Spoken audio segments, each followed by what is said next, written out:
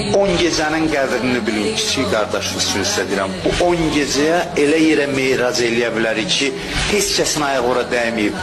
10 gecə bu məclislərdə çox önəmlidir. Evdən də bəzi adamlar deyib, gələ bilmirik, baxırlar.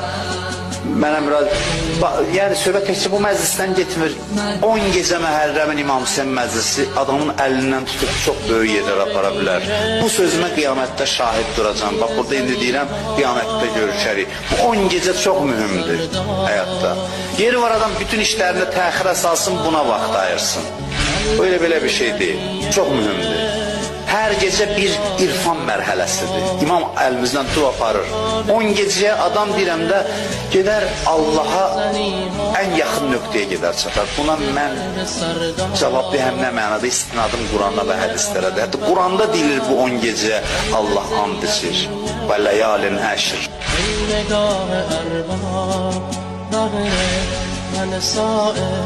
مدد آقام حسین و کرم آقام اول